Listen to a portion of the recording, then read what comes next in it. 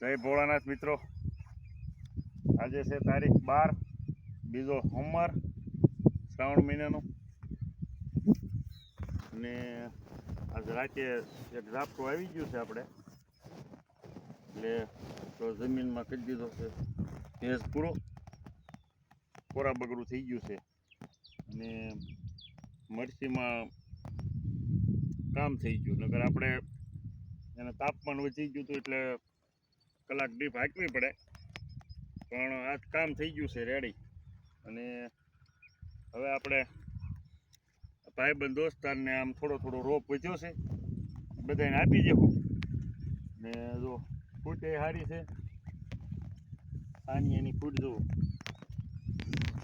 આ ફૂટ તો અહીંયા સુધી ડટાઈ જાય કારણ કે અહીંયા તો શું છે હવે પાળા નાખવાનો સમય આવી ગયો છે એટલે ફૂટ તો એ 90 ફૂટ ઉપર બીજી થાય જો રિઝલ્ટ દવાનું રિઝલ્ટ સારું છે જો પાંદડા ક્લીન થઈ ગયા હાવ આપણે થ્રીપ આવી હતી થોડીક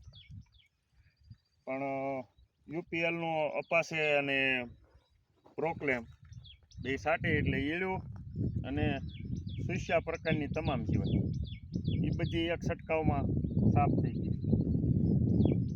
હવે પછીનો રાઉન્ડ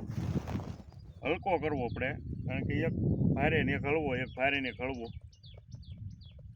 પછી તો આમાં શું છે હવ રીતે હવ દવા છાંટતા હોય બધાય જે અનુકૂળ આવે એ હોય પણ આપણે તો શું છે રોગ થોડોક વધારે આવી ગયો હતો ઈળું વધારે લાગી ગઈ હતી આ પાંદડા બધાય એમનું મૂલા કરી નાખ્યા હતા આપી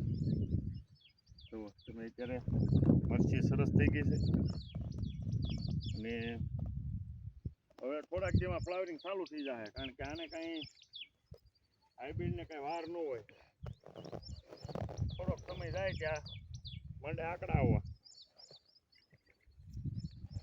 જો આ ડાળું પડીને એટલે સીધો એમાં 2 ડાળ વસળ આંકડો આવશે અહીંયા 2 ડાળ પડી એટલે હવે આમાં સીધો આંકડો જ આવે જો એટલે આ વેરાયટીની ખાસિયત એ જ હોય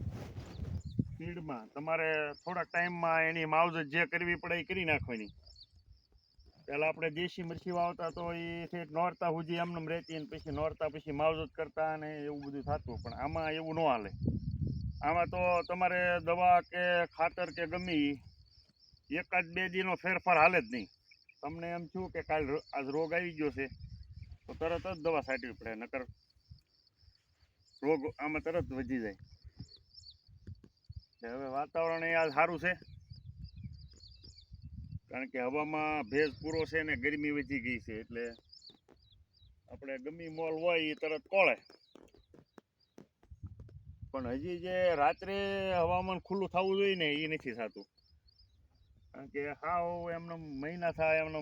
ઢક ને ઢક હાલ્યું જાય છે એમનું એટલે મોલને દવાથી કામ લેવું પડે ઓલો હવા એમનેમ આવી જાય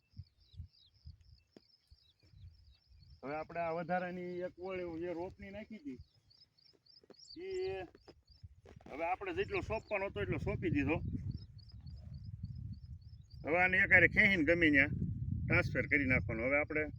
સોંપવાનું કામ તો બધું થઈ ગયું છે પૂરું એટલે હવે આને આપણે જાયુભાઈને આપી દઈએ